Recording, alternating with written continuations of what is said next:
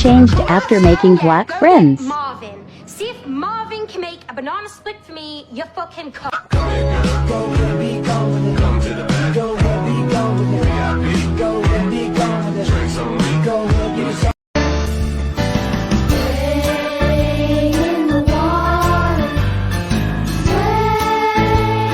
Pardon me, are you white? Well, gee golly, I'm black and it's Black History Month. Here's my Cash App. And because I know you guys like Venmo, there's my Venmo. Reparations or you're racist.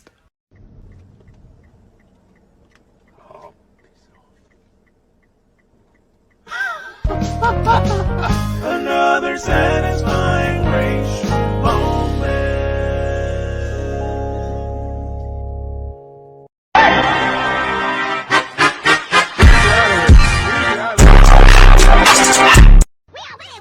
Shut the fuck up! Thank you. Oh, my N-word, huh? I love you, black man. I love you, black man. I love you, black man. I love you, black man. I love you, black man. I love you, black man. I love you, black man.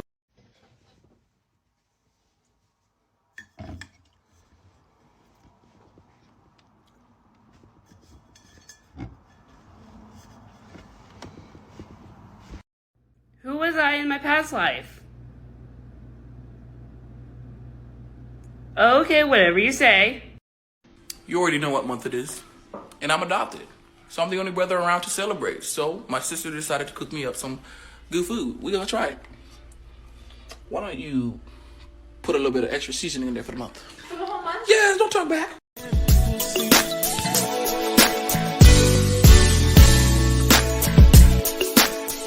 Joel didn't have black paintings for this filter, so I made my own.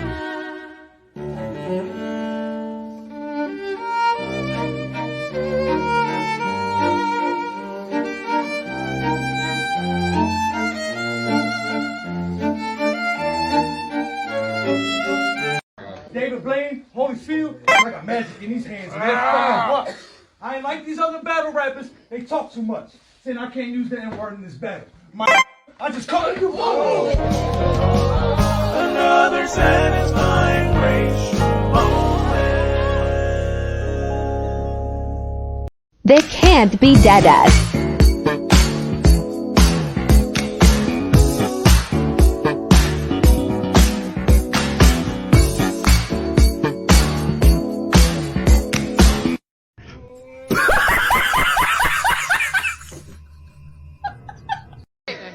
Talking slick to my folk, nip that lip like lipo.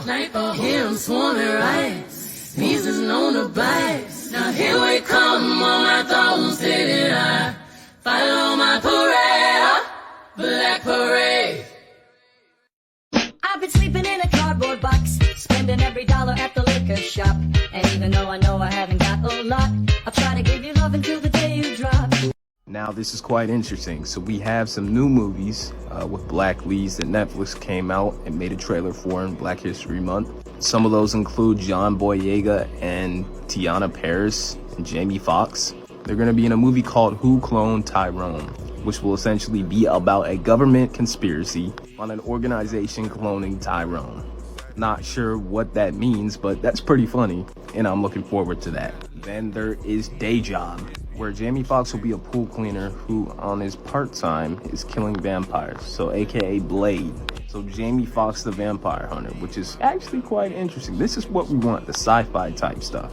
Then we have Anthony Mackie starring in a horror comedy about a ghost that is haunting his son's house. And his son becomes a social media star. This actually gets the CIA involved and causes a lot of antics. But man, that catalog, amazing. I'm looking forward to all of it. When I see a black person fixing their lips to say something about Black History Month, it's too late. I've already liked the video. Now what? 0.3 seconds, I've already liked it, shared it, left a comment. Now what? Now just get boosted.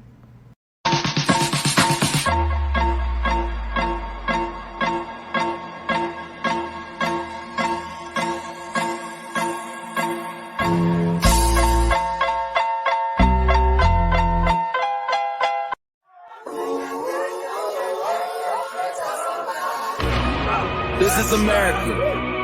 Don't catch you slipping, though. Look how I'm living up. Police be tripping up. Yeah, this is America.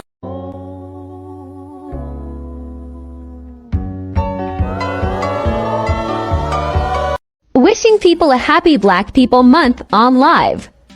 Yeah, women should not be allowed on the internet. I will die. I will go to my grave with that. Happy Black People Month. Yeah. How do they get a whole month? White people created the modern world. What do we get? Nothing. I'm assuming I don't celebrate. What the fuck would I be celebrating? Rioting? Louis Vuitton shit?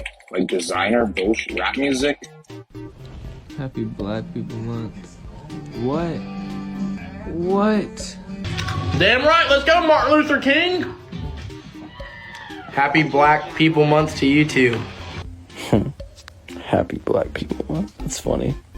I like that energy, Mr. Julian. Keep it up.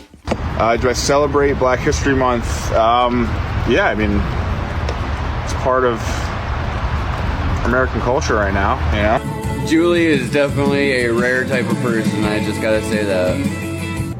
Happy Black People. Hell yeah. Happy Black People Month.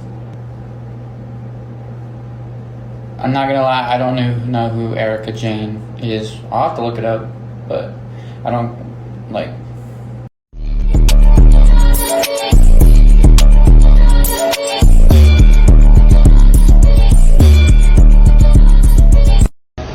This man just asked me, was I from Africa? I said I was supposed to be.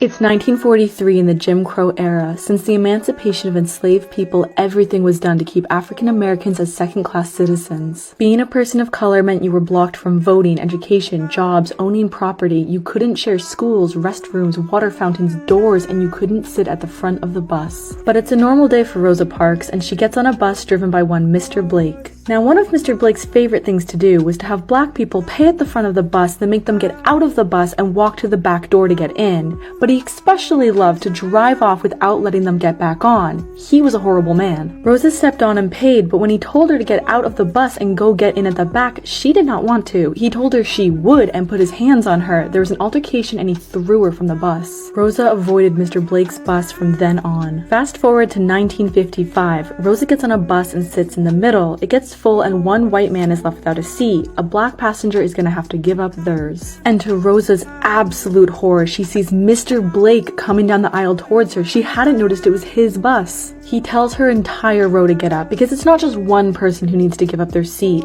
but all four sitting in that row had to move so one white man didn't have to sit in the same row as any black people. The other three in her row get up and move. Rosa turns her knees to let the man sitting beside her out and then slides over by the window. "Are you gonna stand up?" Mr. Blake asked. "No," she said. "Well, I'm gonna have you arrested." "You may do that," she said, completely calm, and became an American hero. You know who I want to talk about today? Ida B. Wells. Ida B. with the shits, Wells. The B stands for about it. Let me start with my favorite quote by Miss Ida B. Wells. "A Winchester rifle should have a place of honor in every black home, and it should be used for that protection which the law refuses to give." Bars. Ida B. Wells was one of the most important civil rights activists of the 19th century and of all time. She was born into slavery in Mississippi in 1862 and was freed by the Emancipation Proclamation in 1863. She's best known for her work in anti-lynching, women's rights and women's suffrage, and exposing the horrific violence done by white people unto black people in the post-Civil War and Jim Crow South. As you can imagine, this was a dangerous time for any black person, let alone any black woman, engaging in activism or existing. But Miss Ida said, "One had better die fighting injustice than die like a dog or a rat in a trap." Bars. Throughout the 1890s, Ida B. Wells was an investigative journalist, exposing the horrors that white people inflicted onto black people, most specifically lynching. One of her pamphlets was titled Southern Horror: Lynch Law in All Its Phases. You see, some white people at the time were claiming that they were law-abiding citizens protecting their way of life, and the black people were the criminals, and why didn't they just comply? Does that sound familiar? But Miss Wells said, I don't think so, and published a pamphlet illustrating how white people used lynching and violence as a tool to oppress, humiliate, intimidate, and entertain themselves, especially when black people or black neighborhoods were doing well and causing them competition. And so these white people did what they usually did. They formed a mob, started a riot, destroyed her newspaper office, threatened her life, and ran her out of town. Oh, but Miss Ida said, I am not done. And she brought her anti-lynching campaign to the White House and demanded change from President McKinley. In 1896, she formed the National Association for Colored Women, and she was a founding member of the NAACP. Ida B. Wells established Chicago's first kindergarten for black children through Bethel's AME Church. When the white terrorism of the Jim Crow South forced her out of her home in Mississippi, she settled in Chicago, even running for Illinois State Senate. Ida B. Wells was a well-known suffragist, but many of the white suffragists had beef with her because they were racist, and Ida B. Wells put them on blast. It went like this. Ready? I'm Ida B. Wells. You're racist. Okay, now I'm Frances Willard, a white woman suffragist. I'm not racist. I don't have a racist bone in my body. My family were abolitionists. Great. Then integrate little marches and take a stance against lynching. No. I'm telling everybody that you'll hurt your movement just to hurt mine, and you're gonna be pressed when black men get to vote before you. Here in America, in every single state, they have a set of standards for every subject. A collection of lessons that the teacher's required to teach by the end of the term. The greatest lessons you will ever teach us, you will not even remember. You never told us what we weren't allowed to say. We just learned how to hold our tongues. Now somewhere in America there is a child holding a copy of Catcher in the Rye, and there is a child holding a gun. But only one of these things have been banned by their state government, and it's not the one that can rip through flesh. It's the one that says fuck you on more pages than one. Because we must control what the people say, how they think. And somewhere in America there's a child sitting at his mother's computer reading the homepage of the KKK's website. That's open to the public, but that child will have never read To Kill a Mockingbird because his school has banned it for its use of the N-word. Maya Angelou is prohibited because we're not allowed to talk about rape in school. We were taught that just because something happens doesn't mean you are to talk about it. They build us brand new shopping malls so that we'll forget where we're really standing. On the bones of the Hispanics, on the bones of the slaves, on the bones of the Native Americans, on the bones of those who fought just to speak. Transcontinental Railroad to Japanese internment camps. There are things missing from our history books, but we were taught that it is better to be silent than to make them uncomfortable. Somewhere in America, kids are late to class for working the midnight shift. They give awards for best attendance, but not for keeping your family off the streets. These kids will call your music ghetto. They will tell you you don't talk right. Then they'll get in the backseat of a car with all their friends, sing about how they're about that life and we can't stop. Somewhere in America, schools are promoting self-confidence while they whip out their scales and shout out your body fat percentage in class.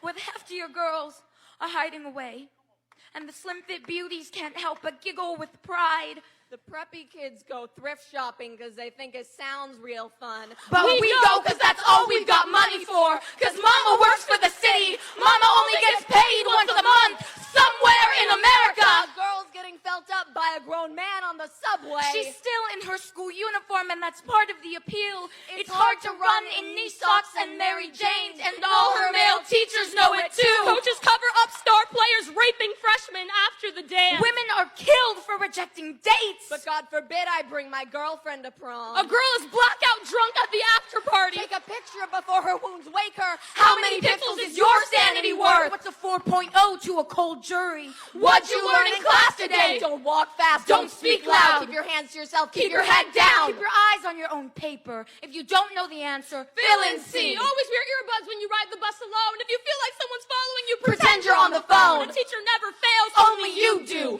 Every state in America, the greatest lessons are the ones you don't remember learning. Black is not something we get to choose, but it is something we get to cherish. It's something we get to wear, and we get to rock this with honor. I'm black like my granddaddy and my great-great-great-great-grandma. Black is that lift every voice and sing. Black is that letting your... I've been walking with my face turned to the sun.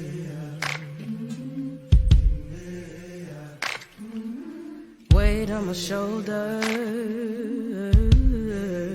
a bullet in my gun.